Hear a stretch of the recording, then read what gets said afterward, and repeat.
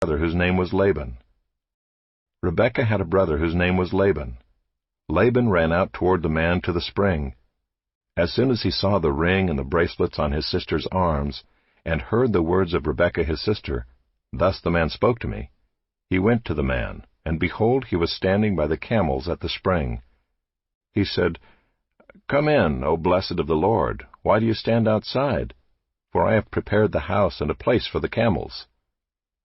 So the man came to the house and unharnessed the camels, and gave straw and fodder to the camels, and there was water to wash his feet and the feet of the men who were with him. Then food was set before him to eat, but he said, "I will not eat until I have said what I have to say." He said, "Speak on." So he said, "I am Abraham's servant. The Lord has greatly blessed my master, and he has become great. He has given him flocks and herds, silver and gold, male servants and female servants, camels and donkeys. And Sarah, my master's wife, bore a son to my master when she was old, and to him he has given all that he has. My master made me swear, saying, 'You shall not take a wife for my son from the daughters of the Canaanites in whose land I dwell, but you shall go to my father's house and to my clan, and take a wife for my son.' I said to my master, 'Perhaps the woman will not follow me.' But he said to me, 'The Lord before whom I have walked will send his angel with you and prosper your way. You shall take a wife for my son from my clan and from my father's house. Then you will be free from my oath when you come to my clan.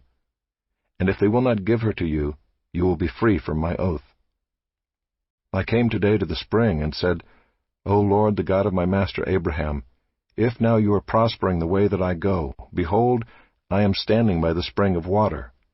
Let the virgin who comes out to draw water, to whom I shall say, Please give me a little water from your jar to drink, and who will say to me, Drink, and I will draw for your camels also, let her be the woman whom the Lord has appointed for my master's son.' Before I had finished speaking in my heart, behold, Rebekah came out with her water jar on her shoulder, and she went down to the spring and drew water. I said to her, 'Please let me drink.' She quickly let down her jar from her shoulder and said, 'Drink, and I will give your camels drink also.' So I drank, and she gave the camels drink also. Then I asked her, 'Whose daughter are you?' She said, 'The daughter of Bethuel, Nahor's son, whom Milcah bore to him.' So I put the ring on her nose and the bracelets on her arms.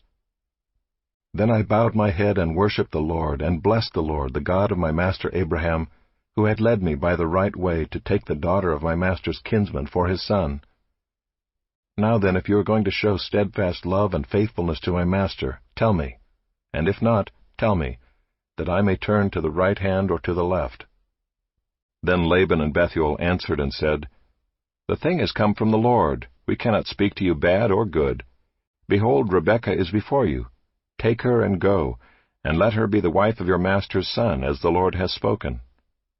When Abraham's servant heard their words, he bowed himself to the earth before the Lord. And the servant brought out jewelry of silver and of gold, and garments, and gave them to Rebekah. He also gave to her brother and to her mother costly ornaments. And he and the men who were with him ate and drank, and they spent the night there.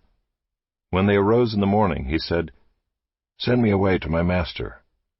Her brother and her mother said, "Let the young woman remain with us a while, at least 10 days. After that she may go." But he said to them, "Do not delay me, since the Lord has prospered my way. Send me away, that I may go to my master." They said, "Let us call the young woman and ask her." And they called Rebekah and said to her, "Will you go with this man?" She said, "I will go." So they sent away Rebekah their sister and her nurse, and Abraham's servant and his men. And they blessed Rebekah and said to her, "Our sister, may you become thousands of 10,000s, and may your offspring possess the gate of those who hate him." Then Rebekah and her young women arose and rode on the camels and followed the man. Thus the servant took Rebekah and went his way. Now Isaac had returned from Beer-lahai-roi, and was dwelling in the Negeb. And Isaac went out to meditate in the field toward evening. And he lifted up his eyes, and saw, and behold, there were camels coming. And Rebekah lifted up her eyes, and when she saw Isaac, she dismounted from the camel, and said to the servant, "Who is that man walking in the field to meet us?" The servant said, "It is my master."